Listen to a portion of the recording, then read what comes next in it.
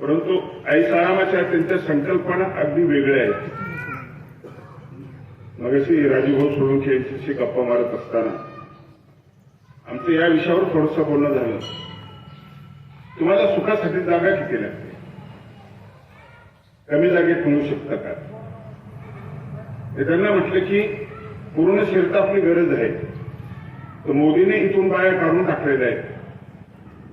म्हणजे त्यांना पूर्ण शर्ट घालणाऱ्या माणसाला जे सुख आहे तेवढं सुख आहे. आणि हे वैभव जर अडचण वाटत असेल तर सुख आहे. विषय असा झाला की पंतप्रधान व्यक्ती आहे, त्यांनी थोडासा कपडा बाजूला करता आला. त्यांना एक त्यागाचा तो एक छोटासा भाग आहे. मी बाकीच्या विषयावर जात नाही, राजकारण हा माझा विषय नाहीये. पण थोडं कमी केलं तर काही बिघडत नाही. वैभव असो, तुमची राहण्याची जागा असो, की तुमच्या गाड्या असो, की काही असो, थोडं कमी केलं तर काही बिघडत नाही. औरंगाबादला एका सलूनमध्ये मी गेलो, जवळ दिसलं, गेलो, इतकं हाय होतं. त्यांनी गाडीला फेस लावला, 2-3 केमिकल लावले, पुसलं, माती लावली, खुर्ची खाली कर, वर कर, आणि एसी रूम सगळं एसी होते तिच्याकडे. सगळं हे करत असताना मनात धसका घेतला मी की याचं बिल मात्र मोठं असणार, आपल्याला माहिती नाही. सगळं झाल्यानंतर त्याला विचारलं किती पैसे झाले, तो म्हटलं फक्त 350 रुपये. त्याचा फक्त शब्द सुद्धा मला डसायला लागला. 350 रुपये. जिलेट डेअरी घेतलं तर 1 रुपयामध्ये दाढी टोपी होते. 1 रुपयामध्ये जर भागतं तर 350 रुपये टाळले पाहिजे. आणि घरी करता येत असेल तर बाहेरचं टाळलं पाहिजे. म्हणजे सुख हे तुमच्या वस्तूवर, त्या मूल्यवान किमतीवर अवलंबून आहे असं नाही. त्यांनी काम तेच होतं, यांनी काम तेच होतं. अशा तऱ्हेने ही सुखाची कल्पना ज्या लोकांच्या जीवनामध्ये आहे. अण्णा हजारेंचं सुख जर एकच खोली 10x10ची, त्याच्यामध्ये एकच ताटी, एकच वाटी, एकच तांब्या आणि एकच सतरंजी, एकच पांघरायला, एवढ्यामध्ये जर भागत असेल तर तो माणूस दिल्लीच्या खुर्चीत हलू शकत नाही का? ही ताकद त्या खोलीवर अवलंबून नाही, त्या भांड्यावर अवलंबून नाही, ती मध्ये याच्यावर अवलंबून नाहीच आहे, बाह्य वस्तूवरती अवलंबून नाहीच आहे. एपीजे अब्दुल कलामचं जे सुख आहे, जो प्रवास आहे, तो माणूस घरोघर पेपर टाकतो. शाळा शिकत असताना अनवाणी जाणारा हा माणूस, त्याला माहिती नाही की याच पेपरमध्ये राष्ट्रपती म्हणून आपला फोटो येईल. पण हे वैभव मिळाल्यानंतर त्यातही ते रमले नाहीत. आणखी त्यातही रमले नाही. ते सगळं निघून गेल्यानंतरही तितकाच तो माणूस उंच होता आणि त्या जमिनीवर तो माणूस होता, त्या झोपडीमध्ये शेवट झाला. राष्ट्रपती पदाची जी खुर्ची आहे, एवढी मोठी खुर्ची, उतरल्यानंतर ते ज्यावेळेस निवृत्त झाले, एका कार्यक्रमाला गेले आणि स्टेजवर खुर्च्या टाकलेल्या होत्या कार्यक्रमाला. एक मोठी खुर्ची होती चांगली, आणि पायऱ्या चढत असताना जो माणूस म्हणतो की खुर्ची को हटाव, म्हणजे खुर्चीच्या उंचीवर माणसाचं उंच पण अवलंबून नाहीये. अगदी सर्वसामान्यांना जी खुर्ची असते त्या खुर्चीवर ते बसले. आणि म्हणून अब्दुल गुरु ज्यावेळेस फाशी दिली त्यावेळेस आपण हसलो. एपीजे अब्दुल कलाम गेले त्यावेळेस आपण सगळे रडलो. इथं आपण मुसलमानने बघितलं असं कोणी बघितलेलं नाहीये. कमी जीवनामध्ये जगणं, कमी सामुग्रीमध्ये आपलं ध्येय गाठणं हे जीवनाचं गणित आहे. आणि म्हणून आपल्या नजरा ज्या आहे, ह्या नजरा असं थोडं विस्तारित करणं महत्वाचं आहे, पाहणं महत्वाचं आहे. आपल्याकडे नाहीये ते तर मग कोणाकडे आहे? जमिनीवर राहणाऱ्या, झोपडीत राहणाऱ्या साधू संतांच्या लेखणीतून ते प्रकटलेलं आहे. आणि म्हणून जे आपल्याला कळत नाही तिथं आपण त्यांचे संदर्भ घेऊन नामा म्हणे, तुका म्हणे म्हणतो. म्हणजे आयरा गायला म्हणत नाहीये, खोटं बोलणारा म्हणत नाहीये. मी जे सांगतोय ना ते नामदेव महाराज म्हणतात म्हणून, तुकाराम महाराज म्हणतात म्हणून, ज्ञानेश्वर महाराज म्हणतात म्हणून. कारण हे साऱ्या लोकांना सिद्धांत माहिती आहे, आर पार नजर आहे. आणि म्हणून मृत्यू ही भयानक गोष्ट आहे असं नाहीये. तो शब्द ऐकला की आपल्याला थरकाप सुटतो. आणि ते म्हणतात आपले मरण पाहिले मी डोळा तो सुख सोहळा. त्यांना सुखाचा सोहळा मृत्यूमध्ये का वाटला? सर्पमित्राला सुरुवातीला माहितीच नसतं, त्यावेळेस भीती वाटते सापाची, पण नंतर मैत्रभाव तयार होतो आणि तो सहज त्याला पकडतो. त्या भीतीच्या जागी त्याची जी प्रीती आणि धैर्य निर्माण झाला ना, हा भाग महत्वाचा आहे. त्याला साप पकडताना भीती वाटत नाही, तर संतांना मृत्यूची भीती वाटत नाही वाटत.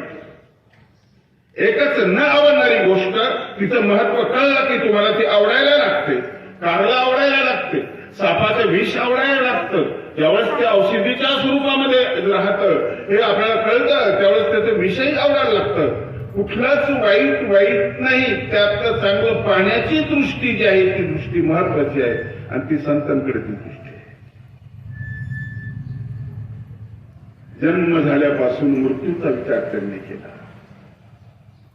जगायचंच मरणासाठी आणि मरेपर्यंत चांगलं जगायचं.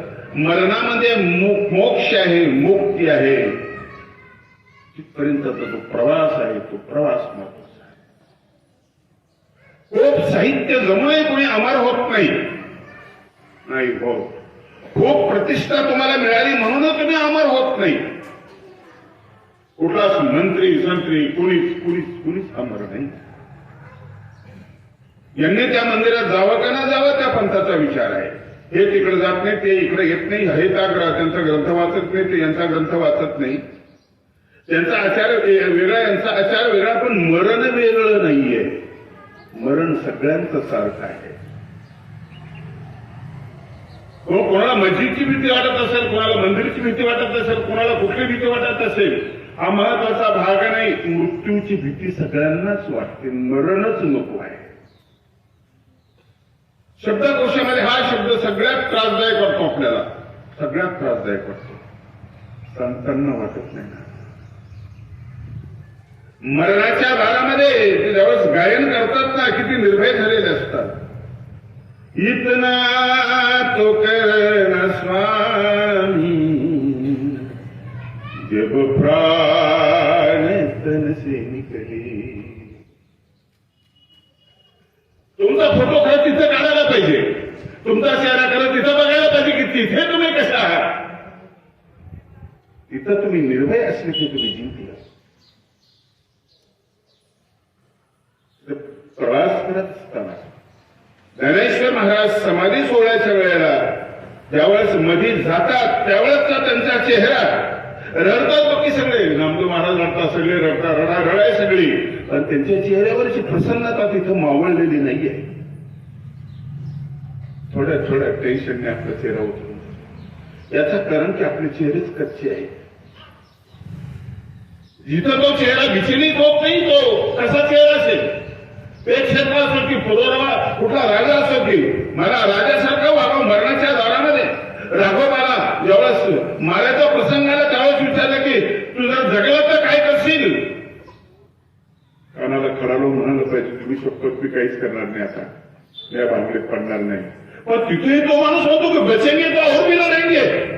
अरे मोठा ग्रंथ नाही त्यांचा, एकच वाक्य, आणि ते वाक्य इतकं जिवंत आहे, इतकं दमदार सामर्थ्य वाण आहे ते वाक्य. बचेंगे तो और लढेंगे. मारणाऱ्या माणसाला सांगतात मार नाही तर सोड, मी लढणार. प्रत्येक क्षेत्रामध्ये ही माणसं आपल्याला भेटतात. हा कणखरपणा कुठून होतो.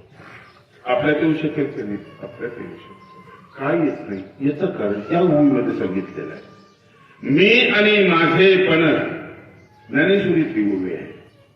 विसरले जयाचे अंतःकरण, मरण्याच्या अगोदर चांगलं मरण्याची तयारी कशी करावी, हे या छोट्याशा भूमीमध्ये आहे. महाराष्ट्रामध्ये जे काव्य आहे त्या काव्याच्या बाबतीत मानव पंथाचे 2 कवी आणि ज्ञानेश्वर महाराज या दोघांनी सारख्याच ताकदीने काव्य लिहिलेलं आहे. परंतु वारकरी संप्रदायामध्ये सर्वोत्कृष्ट काव्य म्हणजे ज्ञानेश्वरी, सर्वोत्कृष्ट काव्य. मराठी भाषा गरीब नाहीये, श्रीमंत आहे, फार श्रीमंत आहे. त्यात श्रीमंती जी आहे ती ज्ञानेश्वरीला आहे. कमी वाक्यामध्ये महत्वाचं आणि जास्त बोलणं आजही आपल्याला जमत नाही. आपलं त्यांचं खूप अंतर आहे. त्यांच्या काळामध्ये या सुविधा कुठल्याच नव्हत्या. आणि कसं झालं, छोटीशी उभी, आकार छोटासा, त्याच्यामध्ये दृष्टांत आहे, त्याच्यामध्ये सिद्धांत आहे, त्याच्यामध्ये विचार आहे, त्याच्यामध्ये आचार आहे. कुठल्याही बुद्धिमान माणसाने आजही कशी उभी लिहून दाखवली, लिहिता येणार नाही. तो कॅम्प्युटर घेऊन सगळं घेईल. त्यांना जे दिसलं तसं चष्मा लावून कळणार नाही, डॉक्टरला सुद्धा कळणार नाही, डोळ्याच्या डॉक्टरला नाहीये. ती दिव्य दृष्टी दवाखान्यात भेटत नाही. आणि म्हणून ते म्हणे, माऊली म्हणतात, तुम्ही एखाद्याला बोलवायचं तर मोठ्या माणसाचं नाव सांगता, अमकेने तुम्हाला बोलवलं, हो आलो चला. आता तुम्ही त्याला म्हटलं की त्याला कुठलीच किंमत नाही, त्याला सगळे शिरप्या म्हणतात, तुला शिरप्यानं बोलवलं, तुम्ही लगेच म्हणा त्याला काही धंदा नाही, तुला काही धंदा नाही, जा तिकडे. कोणी बोलवलं, कोणाचं नाव आहे, नाममुद्रा ही सगळ्यात महत्वाची गोष्ट आहे, सगळ्यात महत्वाची. जन्मापासून शिकवलं आपल्या लोकांना, पाळण्यात असल्यापासून शिकवलं. मदरसा नावाची एक स्त्री उपनिषदामध्ये आपल्या बाळाला झोपवताना म्हणते, शुद्धोशी बुद्धोशी निरंजनोशी संसार माया परिवर्जितोशी संसार सुप्तम त्यज मोहनिद्रा मदलसा वाक्य मुवाच पुत्र. तू शुद्ध आहेस. लहान बाळ शुद्ध असत. लहान मुलाला खोटं बोलता येत नाही. शहाणपण येण्याच्या अगोदर तू खूप चांगला असतो. खोटं बोलायला शहाणपण लागतं. तू शुद्ध आहेस. तू बुद्ध आहेस, निर्बुद्ध नाहीये. तू बुद्ध आहेस, लपलेला आहे, झाकलेला आहे. पूर्णत्व तुझ्यामध्ये आहे, त्याला फक्त उघडं करायचं आहे. निरंजनोशी, निरंजन म्हणजे केवळ. आमच्या सूत्रामध्ये केवळ तो असं म्हटलेलं आहे. अद्वैतवादाच्या हिशोबाने हा जीव असा केवळ आहे. कोण सांगते? एक स्त्री, एक राजाची राणी आपल्या बाळाला झोपवताना आणि उठवताना ही भाषा बोलते. लेकरांना झोपावं कसं आणि उठवावं कसं हे आपल्याला आजही कळत नाही. आजकाल विचकट गाण्याच्या आवाजाने लेकरांना उठवतो.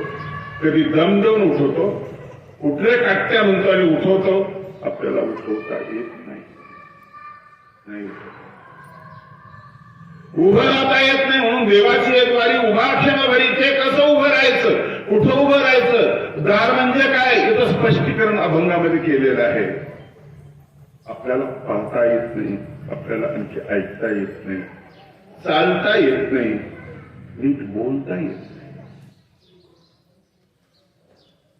एक उदाहरण देतो. रामायण मालिकेची सुरुवात होणार होती आणि ते पात्रांचा शोध घेत होते. अरविंद त्रिपाठी ज्यांनी रावणाची भूमिका केली, तो ज्यावेळेस रामानंद सागरकडे आला आणि आल्यानंतर त्याला बघितलं, त्याची मुलाखत झाली आणि रामानंद सागरना तो काही आवडला नाही. ते म्हणाले तू जाऊ शकतोस. तो निघाला. परत त्यावेळेस तो चालला, त्यावेळेस त्याची चालण्याची गती आणि त्याची जी धब आहे चालण्याची ती बघितली. पाठीमागून बघितली. पाठीमागूनही माणसाला पाहता त्याची धब बघितली. त्याला बोलवलं, अरे इधर आला. परत तो त्याला म्हणाले की मेरा रावण मुझे मिल गया, अब तू रावण का काम करेगा. चालण्यामध्ये एक ताकद आहे. तुम्ही कसं चालता, बोलण्यामध्ये एक ताकद आहे. तुम्ही कसं बोलता, पाहण्यामध्ये एक ताकद आहे. आपल्याला दगड खूप पडले, आपल्याला कळलंच नाही की गुरुत्वाकर्षण आहे. पण ती नजर होती न्यूटनला. एका सफरचंद तिच्या अंगावर पडलं आणि तिने एक महत्वाचा सिद्धांत त्यांनी शोधला. एक पाहणं, संतांचं पाहणं, त्या पलीकडचं पाहणं. तुम्ही सुख म्हणून जे जमवलेत ना, हे सगळ्या याचे सुखाची कल्पना आहे, भ्रम आहे. हा सुख नाहीये, हे मृगजळ आहे. राजवंशी बोलत असताना मी बंगालचे मुख्यमंत्री आपल्याला चपला पाहिजे म्हणून त्यासाठी विमान पाठवते मुंबईला. त्याला पेट्रोल किती लागतं, खर्च किती येतो चप्पलसाठी. मी मुख्यमंत्री आहे. जय ललिताकडे 2000 चपलाचे जोड, 2च पावलं तुला देवाने दिलेले. कधी नंबर लागायचा शेवटचा जोड. आणि एक माणूस अनुमानित पायावर चालतो, अनुमानित चालतो, चेहऱ्यावर प्रसन्नता आहे, सुखी आहे, एकातही झोपतो, प्लॅटफॉर्मही झोपतो. एअर कंडिशन असलेल्या गाडीमध्ये फिरणारा, एसी रूम मध्ये झोपणारा माणूस 1-1.5 फूट उंचीच्या गादीवर झोपेच्या गोळ्या घेऊन मासुळीसारखा तळमळत बसतो, त्याला झोप येत नाही. त्यापेक्षा फुटपाथवरचा माणूस सुखी नाही का? तो माणूस सुखी आहे. कमी जागेत तुम्हाला करता येतं. लालबहादूर शास्त्री युद्धाच्या काळामध्ये एकच कपडा वापरतात, एकच शर्ट, तेच धुतात, तेच वापरतात, स्वतः धुतात, ते वापरतात. पगाराचे पैसे कमी घेतात, देशाला खर्च येऊ नये म्हणून. पत्नीला सांगतात शेंगदाणे थोडे कमी कर भाजीला, अर्ध्या शेंगदाण्यामध्ये भागू आपण. एवढा मोठा माणूस इतका छोटा का होतो? विसर आहे, विसर. मी आणि माझेपण विसरले जयाचे अंतःकरण. अंतःकरणामध्ये तुम्ही जो म्हणजे भंडार बनवलेला आहे ना, गोदाम बनवलेला आहे ना, ते तुम्हाला त्रास देत आहे, ते त्रास देत आहे. घरात पडलेली वस्तू विसरून तुला ढकलाची कुणाला देण्याची इच्छा होत नाही, पण ढकलत राहायचं. टेन्शनच आहे ना, पुन्हा दिली तर.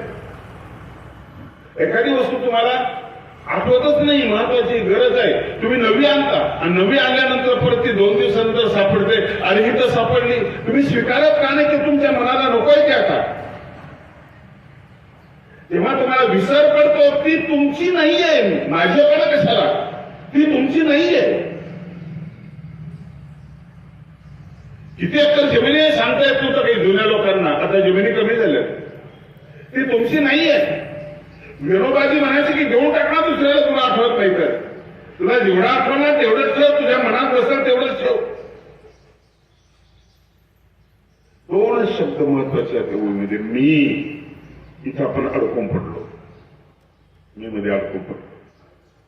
मी कलाकार आहे, मी गायक आहे, मी श्रीमंत आहे, मी आमदार आहे, मी खासदार आहे, मी मंत्री आहे. एकाच अक्षरामध्ये माणूस गुंडाळून ठेवला मी, आणि इथं तो व्यापलेला आहे. इथं तो व्यापलेला आहे. इथं अहंकार निर्माण झालेला आहे. मी कोण आहे ओळखलं का? माझ्या ताकदीचा अंदाज आहे का? मी हा एक शब्द आहे, मी तो कोंडून टाकलाय माणसाला. तो चेंबरून गेलाय मध्ये, आणि तो त्याला सोडायला तयार नाहीये. तो सोडायला तयार नाहीये. मी कुणीच नाही असं चक्रधर स्वामींनी आणि गोविंद प्रभूने एका श्लोकात सांगितलेला आहे. नाहम मनुष्यो न तर देव यक्षो न ब्राह्मण क्षत्रिय वैश्य शूद्रो. एका श्लोकात सांगितलं. तो श्लोक गोविंद प्रभूंनी म्हटला, तो श्लोक म्हटला चक्रधर स्वामींनी म्हटला. पण त्याच्या अगोदर शंकराचार्यांनी एका मुलाला विचारलं, मुक्या मुलाला, की तू कोण आहेस? तोही म्हणतो नाहम मनुष्यो न तर देव यक्षो न ब्राह्मण क्षत्रिय वैश्य शूद्रो. आणि हा श्लोक म्हटल्यामुळे चक्रधर स्वामी परमेश्वर असतील, हा श्लोक म्हटल्यामुळे गोविंद प्रभू परमेश्वर असतील, तर मग तो का नसावा? ज्यांनी आधी तो श्लोक म्हटलेला आहे तो का नसावा, हा महत्वाचा प्रश्न आहे. मी काहीच नाही याच्यामध्ये सगळं आहे. ज्यांच्याकडे खूप होतं ते तसेच गेले. ते गर्भातलं मूल्य त्या माणसाला कळलेलं आहे, म्हणून मी तो नाही. हे सगळं कैलासवासी होणार आहे, मी तो नाहीये. नावही कैलासवासी होणार आहे, हे काहीच नाहीये, काहीच नाहीये. आपण माझी होणार, ही आपली कमजोरी आहे. आपण रिटायर होणार, ही तर आपली कमजोरी आहे. माझी होणारच नाही असं काही आहे का? आहे. माझ्या प्रवचनात अनेक जागी मी सांगितलं आहे असं, जे माझी होणारच नाही. आज आपल्याला ते जमलेलं नाहीये. कशाला मुलांना शिकवता? तुला कलेक्टर व्हायचंय, तुला डॉक्टर व्हायचंय, तुला फौजदार व्हायचंय, तुला अमुक व्हायचंय, तुला तमुक व्हायचंय. किती अपूर्व शिकवता तुम्ही. कारण हे नंतर नसतं ना. हे माझी होऊन जाताना हे रिटायर झालेले असतात ना, हे टिकत नाही. 2500 वर्षापूर्वी बुद्धाला विचारलं, मी कोण व्हायला पाहिजे, मी कोण आहे, कोण व्हायला पाहिजे? तू उत्तर दिलं अत्तदीपो भव, तू प्रकाशमान हो. हे आपल्याला आजही सांगता आलं नाही आपल्या मुलांना. प्रकाश होत नाही, प्रकाश माजी होत नाही, प्रकाश रिटायर होत नाही, सूर्य कधी रिटायर होत नाही. तुम्हाला लोड शेडिंग असेल, तुमची लाईट जाईल, सूर्याची लाईट कधी जात नाही. हो प्रकाशमान हो. प्रकाशमान का हो? प्रकाश निर्दोष आहे. परमेश्वर निर्दोष आहे. निर्दोषम ही समम ब्रह्म असा तो निर्दोष आहे. प्रकाशामध्ये दोष नाही. प्रकाशामध्ये सडलेली वस्तू टाकली तरी त्यातली घाण ती काढून टाकतो प्रकाश. म्हणून अंत्यविधी करत असताना आपण अग्निडाग देतो ना, तो प्रकाश त्याला त्या ठिकाणी शुद्ध आणि परिष्कृत करत असतो. हा एक महत्वाचा भाग असतो. प्रकाशमान हो. आणि म्हणून गती माडगूळकरांनी जे वर्णन केलेलं आहे ज्ञानेश्वर महाराज चारी भावनांचं, ते असंच वर्णन केलं आहे. उजरी राहिले उजड होऊनी, उजरी राहिले उजड होऊनी, उजरी राहिले उजड होऊनी, निवृत्ती सफल, निवृत्ती सफल मुक्तबाई. इंद्रायणी कधी, इंद्रायणी कधी, इंद्रायणी कधी, उजडी राहिले उजेड होड. बुद्धाचा 2500 वर्षापूर्वीच्या सूत्रावरचा हा प्रकाश आपल्याला माहिती नाहीये. कोणी कुठं प्रकाश टाकल्याची कल्पना आपल्याला नाहीये. म्हणून ज्ञानेश्वरी तुम्हाला गोळा करते, एक वाटते. पिंजलेला कापूस मोठा दिसतो पण ताकद नसते. दोरी वळून तयार केली ती बारीक असते पण तिच्यामध्ये ताकद असते. एरवी कापूस 2 बोटाने आपल्याला तोडून फेकता येतो, दोरी नाही तुटत. हे एक वचन मी पण घालून बाजूला. म्हणून चक्रधर स्वामी सांगतात, अहंतेचे मूळ सकंदी उपडावे. मी जो आहे ना तो अहंतेमध्ये ते मूळ उपटून टाका. पहिली गोष्ट 2 शब्द बोलायचे आपल्याला. मी चांगला आहे पण अडचणीचा किती आहे तुम्हाला त्यांनी कोंडून टाकलेला आहे. मी मराठा समाजाचा, मी गुजर समाजाचा, मी अमुक समाजाचा. सगळे नाकारलेत तुम्ही, सगळे नाकारलेत, सगळे नाकारले. किती लहान झाले तुम्ही, खूप लहान झाले. श्याम मानव तसे देशमुख, तर त्यांनी मानव नाव लावून घेतलं स्वतःला, आडनाव मानव. देशमुख मधून बाजूला झाले, सगळ्या जातीतून बाजूला झाले आणि मानव. किती चांगली जागा शोधली. जागा शोधतायला पाहिजेत आपल्याला, जागा शोधता. आणि ह्या ओळीमध्ये जागा आहे, नेमकी जागा आपल्याला सांगितलेली आहे. विसर हा शब्द यातला महत्वाचा आहे. विसर हा शब्द महत्वाचा आहे. आणि मग मी नाहीये, तो आहे. मी नाहीये. अद्वैत तत्वज्ञान तोवर जोर देतात. सोहम, तो मी आहे. मी नाहीये, तो आहे. जिकडं तिकडं तोच आहे. मागे तो आहे, पुढे तो आहे, वर तो आहे. मागे उभा मंगेश, पुढे उभा मंगे, आजूबाजूला सगळं तोच आहे. मी कोण आहे? मी कोणीच नाहीये. मी कोणीच नाहीये असं मत आहोत आपण. हे मान्य का करत नाही आपण? समाजसेवा करत असताना आमच्या कुटुंबातली एक मुलगी, डॉक्टर सुशिक्षित असलेली मुलगी शीतल, आत्महत्या करते. कधीतरी तिला वाटलं की माझं कोणीच नाहीये. सामान्य माणसात गोष्ट होती, बाबा त्यांनी काम केलं, तुम्हाला सांगतो मी तिथं जाऊन नमस्कार केला त्यांना, त्यांचा हातामध्ये हात घेतला, झोपून असायचे ते.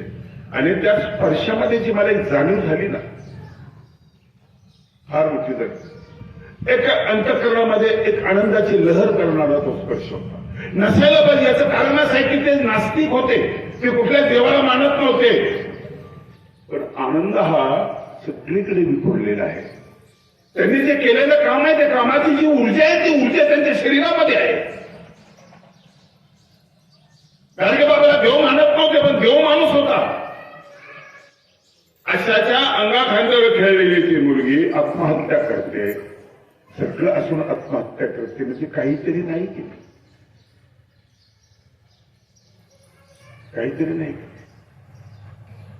अरुंधत्यांनी जे जीवनाचं गाणं शिकवलं आपल्याला, या जन्मावर या जगण्यावर शतदा प्रेम करावे. त्यांचा मुलगा संगीताचे नाव संगीत ठेवलं. तो भिकारी आणि पागल फिरतो, दारूच्या नशेमध्ये राहतो.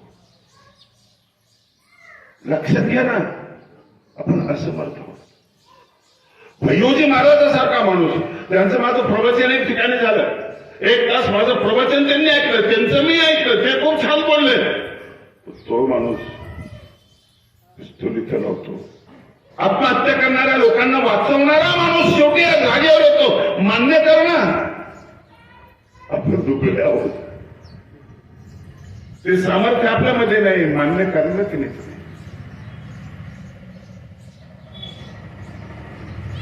तो विनोदी कार्यक्रम करणारा कपिल शर्मा, त्याची अवस्था तुम्ही पाहिली, आता तो दुरुस्त झाला, पण तो डिप्रेशन मध्ये गेला होता. तुम्हाला हास्यरस तुम्हाला वाटू शकत नाही, तुम्हाला संगीत वाटू शकत नाही, आणि बाबा त्यांचा आनंद वन जे आहे ते वैभव तुम्हाला वाटू शकत नाही. कोण तुम्ही, कोण? शीतलला म्हणता नाही आलं की मी बाबा आमच्याची मुलगी आहे, नात आहे, मी विकास आमच्याची मुलगी आहे. कोण आहे तुम्ही? कोणीच नाही. प्रसंगी तेव्हा तुम्ही कोणीच नाही, का विसरत नाही तुम्ही? मी आणि माझे, पण 2 शब्द आहेत, 2 शब्द. फार अभ्यासू नका. तुम्हाला विसरायचं काय, तुम्हाला घ्यायचं काय? गरजेपुरतं घ्यायचं आहे, गरजेपुरतं घ्यायचं आहे. गरज दुसरे, गरज आनंदाची आहे. यासाठी केला होता अट्टहास, शेवटचा दिस गोड व्हावा. बस एवढाच अट्टहास होता, झाला गोड. तर त्यावेळेस तर दुष्काळामध्ये सापडले तुकाराम महाराज. त्यावेळेस तर दुकानाचं दिवाळं निघालं होतं तुकाराम महाराजांच्या. मुलांच्या अंगावर कपडे नव्हते. पहिली पत्नी मेली, तिला भाकर देऊ शकले नाही, अन्न करून दिली ती बाई. सगळं दारिद्र्य. गावातलं वातावरण फार सुखाचं होतं नाही, लबाडा होता, पण फार लबाडा होता. आता ते कीर्तन होतात, त्यांचे अभंग घेतात, गाता पारायण होतं, सगळं होतं. अरे पण त्यावेळेस गावच विरोधात गेलं होतं ना, महाराजांच्या गावच विरोधात गेलं. उल्लेख केला की साधे माणसं विरोधात गेले, गोपाला पाटील, गावाचे लोक आता म्हणजे भीक कोण वाढी, ही अवस्था प्राप्त झाली, आणि त्याला ते विसावा म्हणतात. अडचणीने इतकं सोयीचं करता आलं पाहिजे, इतकं सोयीचं करता आलं पाहिजे. हे रसायन कुठून येतं? तिथं विसावा मिळू शकतो, जिथं आत्महत्या करावं असं वाटतं, जिथं फक्त रडत बसावं असं वाटतं, तिथं विसावा मिळू शकतो. विश्रांती कशी मिळेल त्या ठिकाणी? त्यांनी विसाव्याचं नातं जे आहे ना, इर्षाशी जोडलेलं आहे. कुंडलिया धावा असं त्यांनी म्हटलेलं आहे. माझ्या धावा खुंटल्या, धावा खुंटल्या. आपण नेहमी म्हणतो एकटं राहावं, एकटं राहावं. एकटं राहू शकतो का माणूस? एकटं राहू शकत नाही. कुठलाही संन्यासी जर म्हटलं की एकांतात माझं येते, एकांतात माझं येते, एकटा असलं म्हणजे चांगलं, एकटा राहू शकतो. सारी माणसं झाली बाजूला, घरं झाली बाजूला, दारं झाली बाजूला, लोकसंपर्क तुटला तुमचा, पण तुमचे विचार कुठे बाजूला झाले, जे तुम्ही त्यांच्याकडून घेतलेले आहेत. वैतागून एखाद्या डोंगरामध्ये तुम्ही गेले संन्यासी होऊन, आणि मोबाईल जर सोबत घेऊन गेले तर तुम्ही एकटे कुठे? मोबाईल तरी एकटा कुठे? त्याच्यामध्ये खूप लोक आहेत, खूप लोक आहेत. ज्याची कल्पना नाही ती कल्पना ती देते, त्या कल्पनेतून दुःख येतं, त्या कल्पनेतून सुख येतं, त्या कल्पनेतून टेन्शन येतं. एवढीशी वस्तू ती एकटी कुठे आहे? सगळा समाज तिच्यामध्ये एकत्र झालेला आहे. राजकारण आहे, समाजकारण आहे, घर आहे, सगळं सगळं ते एकटे कुठे आहे? मोबाईल सोबत नाही नेलं तर तुमच्या मनामध्ये सगळं ते आहे, तुम्ही एकटे कुठे? तुम्हाला एकट्या विचाराचा ताण करतो. आता निश्चिंतीने भावाला विसावा, खुंटलिया धावा, तृष्णेशी या, तृष्णेच्या धावा थांबल्या. आता मी एकटाच आहे, आता मी एकटाच आहे, आता एकटा आहे, आता एकटा, इतका एकटा आहे की माझ्यात मी पण नाहीये. मीचा विचार करत नाही माझ्या मनामध्ये. एकांत या शब्दाचा अर्थ एकाचा सुद्धा अंत. एकांत म्हणजे एकता नाही, एकाचा सुद्धा अंत. एकाचा कुणाचा माझा मी सुद्धा नाही आहे, तो आहे एकांत. आणि तिथं धावा कुंचलेले आहे, सृष्टीचे धावा त्या ठिकाणी संपलेले आहे. किती गोड आहे शब्द. ज्ञानेश्वरी हा कॉलेजचा विषय नाही आहे, अनुभूतीचा विषय आहे.